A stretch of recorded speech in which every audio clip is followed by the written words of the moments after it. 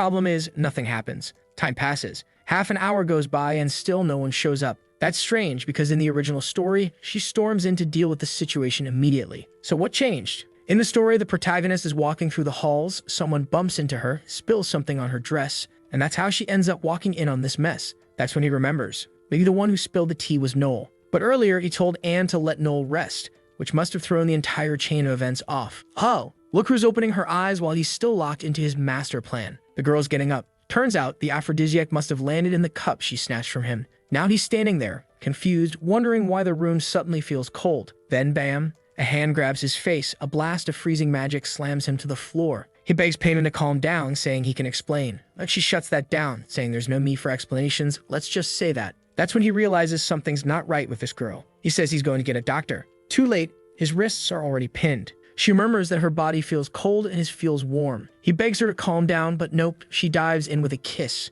The guy's praying that Ariel shows up to save him because if not, this little act is about to become all too real. Speaking of the tough one, there she is, walking through the halls, annoyed that her dress is stained. Then she hears some strange sounds. That's when Anne shows up and tells her this area is restricted. Ariel finds it odd, and Anne quickly offers to clean her dress, since that's the issue. She casts a spell, the outfit looks spotless, and Ariel's pretty impressed that even the maids around here know magic. That's when one of the maids casually mentions something about a pachichi cake, saying it'll be served at the party, and right away the protagonist lights up with joy, thanking her all cheerfully. Anne gives a little smile, but then turns around with that classic evil look on her face. Of course, Ariel's not that dumb. Or wait, maybe she is. She senses something off, like the smell of blood in the air, but then brushes it off, saying she's in the Duke's mansion and isn't getting involved. Besides, she's confident that Payman can handle that spoiled brat on her own. Nothing beats cake, so she's not worried about any of it. Nearby, those same shady maids are wondering if Ariel was the target. The one with gray hair says no. She was the target of a guy named Number 9, but she managed to kill him, even though it was a higher rank. The darker-haired maid tells her to hurry up, warning that if Campbell shows up, the mission could fail. But her partner says not to worry. She already checked the situation, and the action was in full swing. Meanwhile, our boy is a total wreck, scratched up, exhausted. What the hell happened? Wait, nothing actually happened. He was just struggling to defend himself. And now Payman wakes up, puts a sword to his face, and demands his final words. He tries to calm her down, but she just says he's going to the afterlife without saying a thing. He starts to panic. He's not even sure if he'll get reincarnated again. So he blurts out that his intentions came from real love. He's there, glowing with emotion, hoping the gods grant him a second chance, only to almost get his neck sliced open. She coldly says he really is disgusting. He apologizes and asks her to chill, saying they didn't even go all the way. But she snaps back that he's filthy for even calling those sincere actions. If he had actually tried to win her over with real effort, maybe she would have accepted the marriage. But instead, he went the sleazy route, drugs and trickery. He tries to explain that he never meant to insult her. She cuts him off and orders him to get on his knees. Then suddenly, something on the other side of the door catches her attention. She grabs him by the neck and forces him to command everyone outside to leave. She throws him to the floor and tells him to get dressed and deal with whoever's at the door, because he's about to die anyway.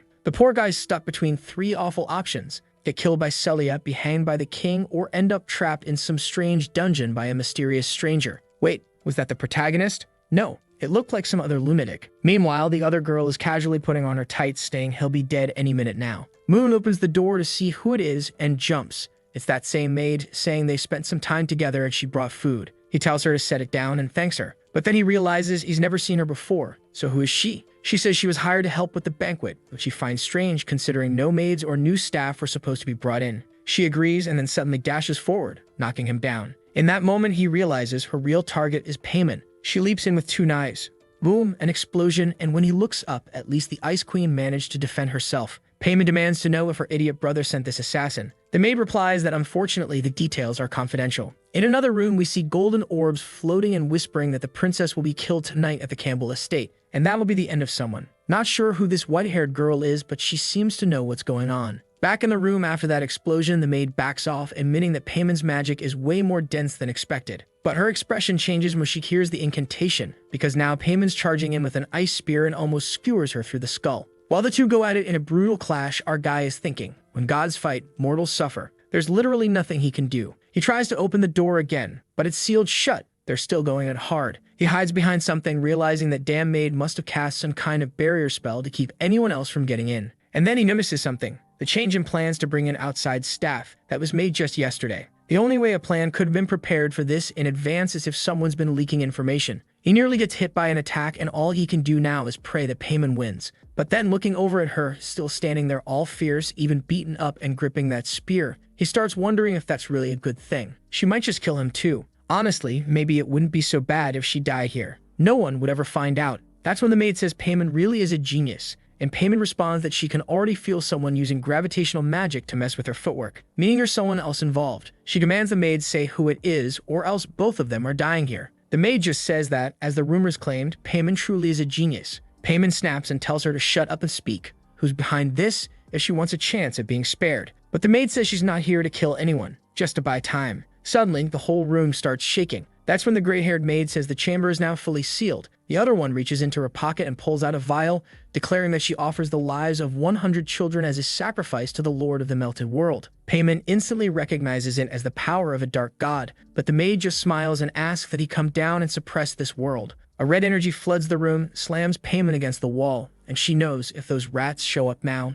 she doesn't stand a chance. The maid confirms it. They're rats, sure, but the real target tonight is the princess. She goes in for another strike, but Payman grabs the dagger from our protagonist and blocks the attack. The maid is shocked. This girl, bloodied, her tights shredded, beaten, exhausted, but she avoided the vital points. Still, it didn't matter. She had no blood magic left. One brutal kick to the ribs sends her crashing into the floor, but Payman's built different. She gets back up. The assassin says she'll make her death a painless one and lunges for the finishing blow. Blood sprays, but guess what? Our boy jumped in front and tanked it. He literally took the hit head on. No blocking, no deflection, just pure courage. Guys, remember that moment when our protagonist got stuck at the table? I'm pretty sure it was Anne behind all this. I don't know how I didn't connect the dots. 1 + 1 is 2. It was her. The damn girl's even on the story cover. Anyway, back to it. Anne's calling his name, and Payman wants to know why. He's on the floor, spitting blood, and suddenly remembers when the other maid opened the door earlier and told him he could leave. He considered running, but realized he couldn't. So he calls out to Anne and asks what she thinks she's doing. Anne just tells the useless fool to stop getting in the way.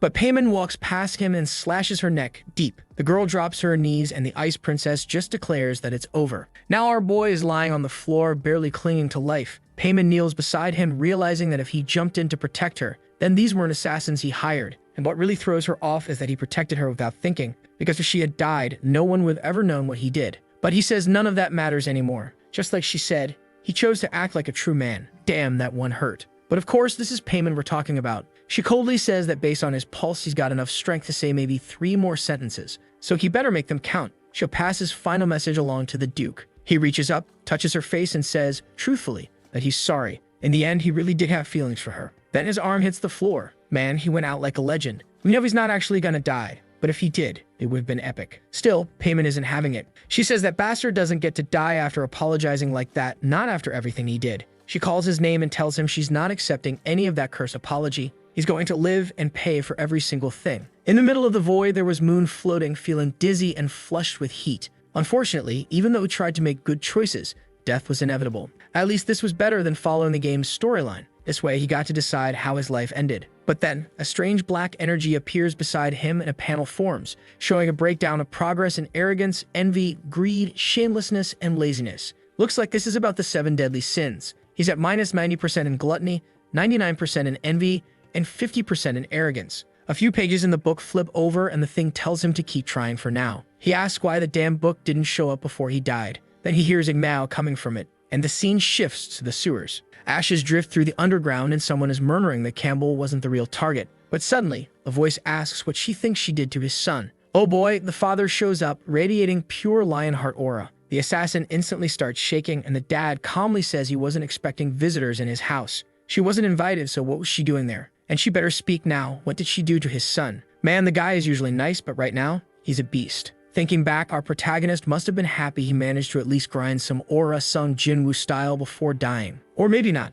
because now we're back in the bedroom and Anne is sitting right next to him. That same Anne who we now know is dangerous. He wakes up and she's right there, asking if the young master is feeling any better. She asks if he needs a doctor, and as he tries to get up, saying he wants to go to the bathroom, the pain in his chest hits hard and he falls right into the soft sheets. He apologizes, saying his legs feel strangely weak, but now he needs to be careful. He can afford to be kind with her. She's absolutely not to be trusted. She tells him that his fiancé asked her to take care of him, so he should know she'll be staying close for the time being. Then she says she's going to help him bathe and immediately starts going for his clothes. He quickly asks her to calm down, saying that just now he started feeling better. She says fine, she'll let him be independent, but still picks him up and takes him to the bathroom. He tells her to get out, that he has stuff to take care of, and a little later we're back in the room. Soon after, she tells him he slept for 3 whole days. And it was Princess Payment herself who asked her to look after him. He barely survived, lost a huge amount of blood, and went without oxygen for too long. He got lucky that Payment managed to use some magic to keep him alive. Hearing this, he realizes she probably didn't say anything about the potion incident. But then Anne says the princess did mention something important. What she actually reveals, though, is that they uncovered the whole assassination plot. His father captured one of the attackers and tortured the truth out of them. The problem now is they still have to kind of apologize to the king. His daughter was put in danger inside their estate. But the weirdest thing is that he didn't receive any punishment at all. Apparently, Princess Payment said something to the king, something that led to him being forgiven. Man, I just summed up like 15 giant dialogue bubbles. This story really gets carried away sometimes. Our guy collapses back onto the bed, finally feeling relieved. In the end, things didn't go that badly. But Anne immediately leans in close, asking why he looks so tense. What happened? Did something happen between him and the princess in that room? Remembering how she said she wanted something warm, he quickly denies it, saying there's no way he'd do something that bold. He'd be sliced to bits. Anne laughs and tells him to go ahead and drink the medicine while it's still warm. But as soon as he takes a sip, he gags. It tastes horrible. He asks what the heck that stuff is. She explains it's a tonic to help him recover and rebuild his blood supply. And then we cut to 3 maids standing outside the door, whispering about how whenever he eats something sour, he usually whips everyone. But today, he's acting really strange. They start wondering if they should go report this to the madam, but he just tells the 3 of them to stay put and not say anything. It was just some regular medicine. Then he shoves the whole thing on the spot. The maids close the door, a little spooked, while he sits there looking confused, until he suddenly throws it all up. Man, it looked like he vomited straight crude oil. And the worst part, he's gonna have to drink that thing 2 more times if he wants to fully recover. Anne casually mentions that if he wants, she can make him some pancakes and even a little tea. She hands him a slice of cake and he thanks her, saying she's way too nice. Said she even deserves a raise. She lifts her skirt ever so slightly and says she appreciates the compliment, but she's off to finish the rest of her tasks. On her way out, she tells him to check the nightstand. There's a letter for him. But then he suddenly calls out to her, asking her to wait a second. During their earlier conversation, she mentioned that he'd already taken that sour medicine 4 times. So how's that possible if the moment it touches his mouth, he throws up? She answers calmly. She put sugar in her own mouth and passed it to him. He relaxes for half a second, until the image finally clicks in his head, and he processes what just happened. Now he's screaming into his pillow, but truthfully, he's lying there all cozy on the bed, thinking that if something like that really happened with this big sis, life might not be so bad. But then he suddenly remembers he also kissed Payment. That's when he goes to grab the letter, and it says she now considers him half a man. He sighs in relief. At least the crime situation was avoided. A little while later, his mom's all emotional, relieved that he made it out alive despite how dangerous everything got. He downplays it, saying it was nothing serious, but she tells him to go look in the mirror. There's a crater in his chest. He shrugs it off, saying it's just a scratch. As long as he survived, he's fine. His dad agrees, saying a scar like that is more like a medal. It's thanks to him saving the princess that they were able to avoid the disaster this could have turned into. Now that I think about it, there's not a single normal maid in this entire world. Even the one standing next to him now looks like some towering warrior. Moon says he wants to know everything that happened. His dad explains that the 3 assassins were captured. It took a lot of effort to get them to talk, but eventually they got some info. Turns out they weren't trained death warriors or professional killers. They were followers of someone called the Withering King. Moon's confused. He doesn't remember that name ever coming up in the original story. His dad explains that he's some kind of ancient dark god responsible for countless horrors. And if the price is high enough, his followers will take on any job, even kill their own parents. But he tells his son not to worry. He's already given the order for those people to be wiped out completely. The protagonist is stunned, and his mom reminds him that his father earned his current position through military merit. Bold as always, our boy says he's proud to be his son. It's well-deserved. What he really wants to know now is whether they figured out who's truly behind all this. His father, however, says no. All the captured hunters were bound by a strange curse. The moment they even tried to say the person's name, they burst into flames and died instantly. The black market was completely wiped out, but no real evidence was found. Moon finds it interesting that his dad destroyed the black market, since that also happened in the original book. In the story, they killed his favorite. Wait, favorite for what? Furious, the father set the royal knights and they burned the whole city to the ground. That massacre lasted 3 months and even the sewers ran red. At least this time it ended much more quickly. On the other hand, this was a big event for Ariel in the story. It was a major growth arc for her. Classic protagonist moment. She'd fight off tons of enemies and her aura would evolve significantly. But now that development won't happen, and all of it changed just because he gave the maid 2 days off. Later that night, it seems like everyone in the house just tells him to get some rest. But he doesn't have time to rest because the story just keeps going off the rails. And the worst part is, the more things change, the less he can rely on what should technically happen based on the original book. So he's put together a pretty complex plan. Survive, prevent that awful ending where he's tied to a table and getting violated, get stronger, and above all, stop trusting the book. He sits there thinking it through, then admits, nah, that doesn't really make sense. He needs to be a lot more cautious. The truth is, he still doesn't know exactly who that person was from his vision. It didn't seem like Ariel, and it wasn't Celia either. So who the hell was it? He drops onto the bed, realizing there's no point overthinking it. For now, the priority should be getting stronger. As the son of a duke, he has plenty of resources to build power. The only problem is that all of it's just too conventional. And to make things worse, the original owner of the body spent an entire year in a prestigious academy and came out of it with nothing but a trash tier light spell. Still, he is the son of that powerful guy, so he's got to have at least some kind of talent, right? No way he's that weak. But even so, he knows he'll never reach the same level as the protagonist's crew. In this world, she's known as one of the chosen by the gods, completely out of reach for any normal person. Pam is a great example. She received divine authority from a cold goddess, and ever since, she's just been growing nonstop. And that kind of divine power isn't something you can overcome with sheer effort alone. And then there's Ariel, who ends up being blessed by insanely beautiful elemental spirits, not just one, but more than 10. What a miserable life.